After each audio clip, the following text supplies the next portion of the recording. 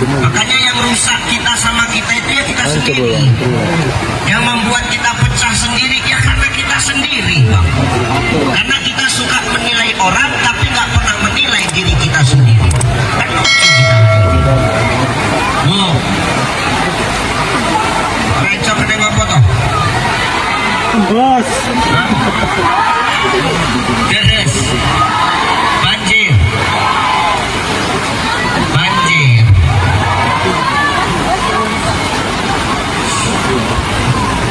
Ngerembes. Ini ngomongnya kayak songong-songong bibi-bibi. Songong juga. Ngerembes. Bukan ngerembes juga satu nanti. Jadi Ustaz, kalau menilai itu haknya Allah, yang berhak menilai makhluk itu hanya Allah. Jadi tugas kita sebagai manusia, sebagai makhluk itu apa Ustaz? Nah, ini perlu kuterangkan sih.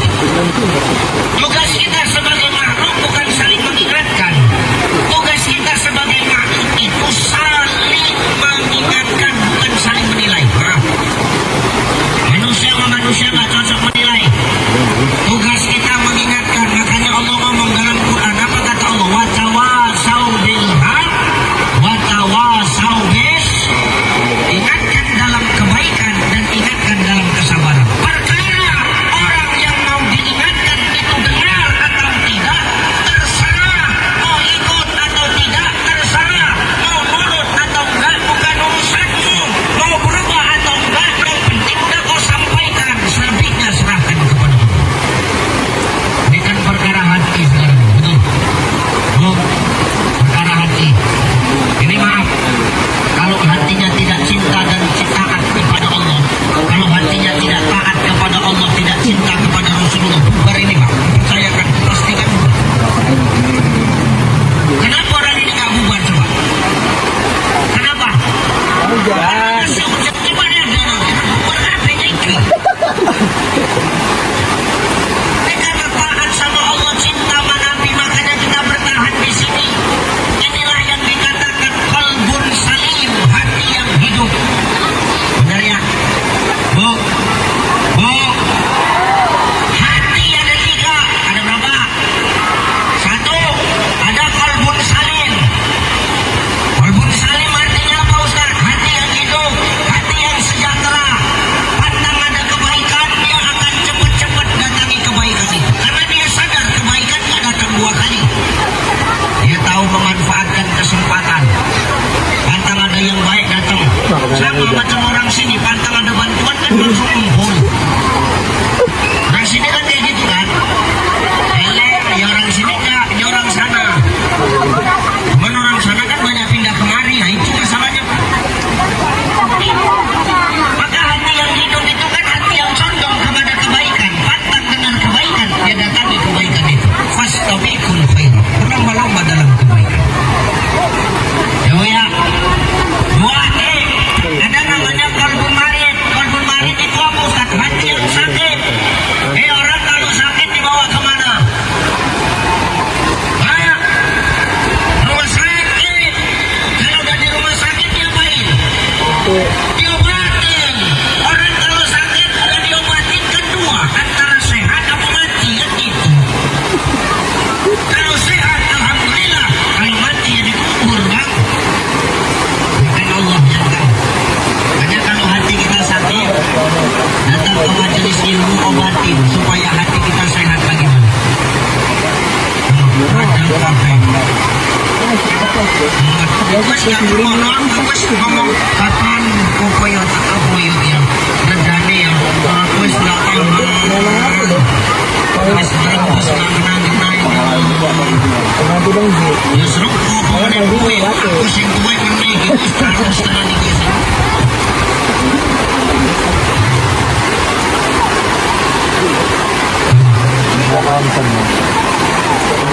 tidak ada kalbu mayit, hati yang mati. Ini mau jangankan manusia, Allah yang ngomongin aja dia nggak bakal dengar. Manusia yang mengingatkan dia nggak gubris, Allah yang ngasih tahu dia nggak paham. Akhirnya apa? Kebablasan. Kalau sudah kebablasan akhirnya kemana? Ya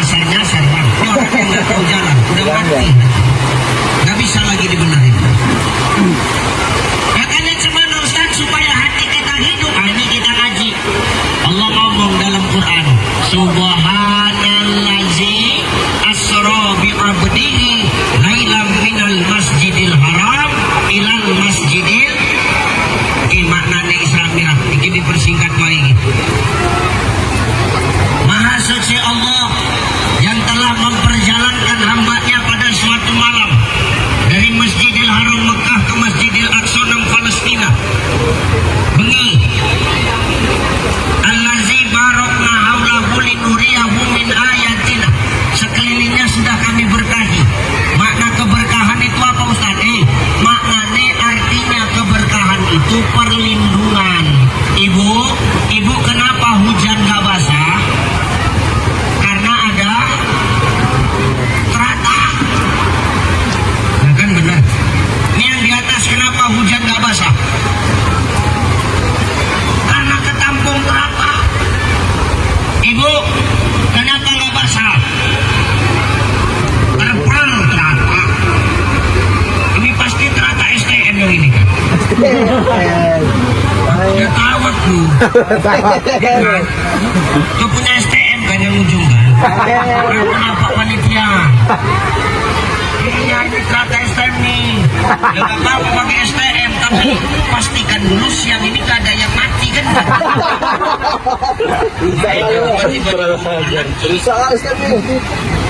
Bu, kalau di situ nggak kena hujan kenapa? Ada tempias. Ibu di sini nggak kena hujan kenapa? Terata. Udah nih teratanya cantik kok, banyak yang di sini yang rembes ya. Berarti yang di sini cantik semua udah ini. Cantik semua main-main. Iya banjir. Insya Allah Bu, banjir ini nanti jadi saksi di surga kau nanti dibela sama air banjir itu. Nah ikhlas, nggak ikhlas ya nggak mungkin dibela juga. Iya. Maha suci Allah Subhanahu. Maka bagaimana mendapatkan hati yang bersih? Allah jawab dalam Quran surah Al-Isra. Inilah bulan Rajab nih. Maka apa hikmah daripada bulan Rajab ini? Satu, dengan Allah meletakkan kalimat Subhanahu. Makna kalimat Subhanahu ini bohong. Ini kalimat apa? Kalimat Subhanahu. Kalimat apa? Tas.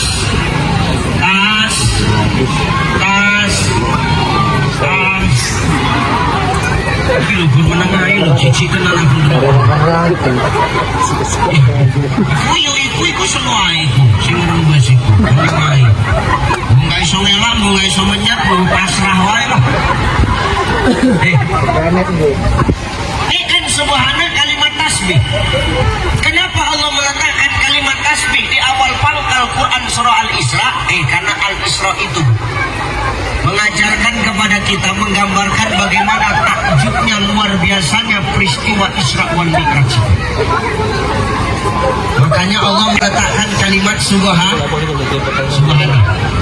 Maka Allah berisyarat kepada kita di bulan Rajab ini, manusia yang mengaku beriman pada Allah, yang mengaku umat Muhammad, kita disuruh memperbanyak zikir. Zikir itu eling, ingat. Zikir artinya ingat, eling kalau Gusti Allah.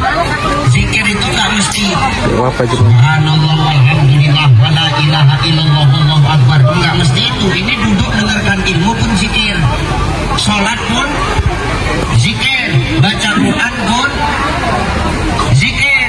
Asalkan ingat sama Allah, ngobrol-ngobrol rame-rame ngomongin kebaikan, ingat Allah, itu pun termasuk zikir. Di zikir itu bukan mesti subhanallah walhamdulillah wala ilaha illallah wallahu akbar. Maka di bulan Rajab ini kita disuruh banyak zikir, Pak. Kenapa? Karena Rajab ini adalah gerbang menuju Ramadan. Cilut meneh Ramadan, betul.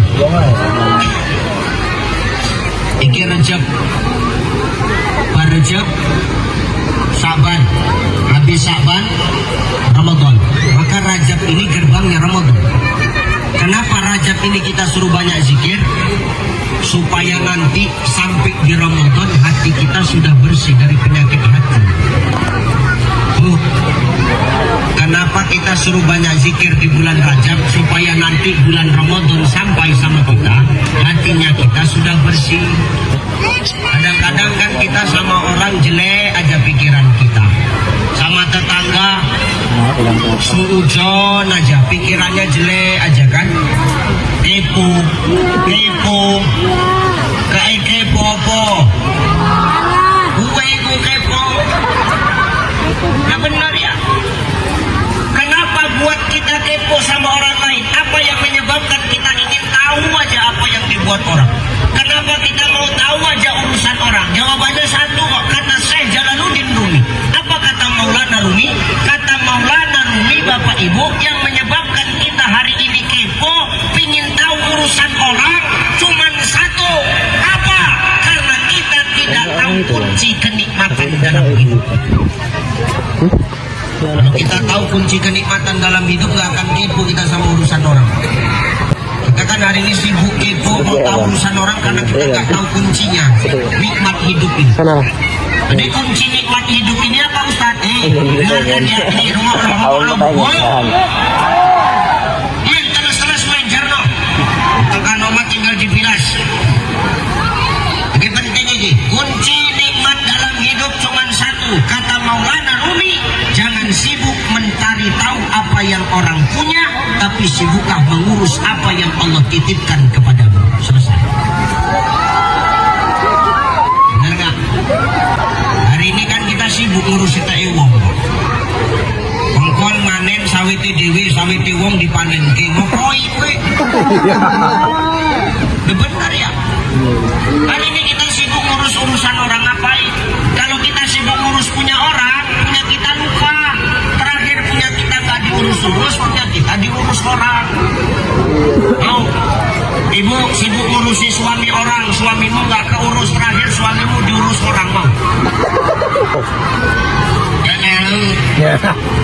Tapi kau buat kepo kita, terlalu mau tahu apa urusan orang. Nggak usah ngurus apa yang orang punya, urus saja punya kita. Ngurus punya kita aja nggak habis-habis kok kita mau ngurusin punya orang. Kepo kali sama tetangga beli kipas kau kepanasan, ngapain lah kayak begitu? Tetangga beli AC kau kedinginan, ngapain? Tetangga beli mobil nggak kue malah milih tuku bodrek. Kenapa Ustaz? Pusing kepala kita mikirin tetangga, nggak ada habis-habisnya. Kok jelek kali sifat kita sama tetangga? Maaf, nggak usah jelek sama tetangga. Maaf, kau perantauan, kita semua rantau di sini Pak. Kalau kita nggak bagus sama tetangga, siapa lagi lah keluarga kita? Apapun ceritanya, bagaimana bentuknya tetanggamu, itulah keluarga terdekat. Susah sekali yang tahu tetangga. Betul apa ya? Tapi Ustaz, tetanggamu nggak bagus, biasa itu tetanggamu begitu. Buat kolak letak dalam mangkok, kuantar ke rumahnya, kolak habis mangkok nggak pulang saja. Mungkin tetanggamu begitu juga. Ya, itulah tetangga, saudara terdekat kita, baik buruknya kita, sukses senangnya kita yang tahu dia. Kalau kita kaya, yang ikut senang siapa? Kalau kita kaya, yang ikut senang siapa? Kalau kita kaya, yang aneh? Tetangga.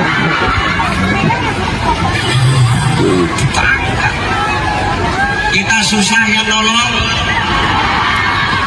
kita susah yang ngenyek. Tetangga kan anakku tuh.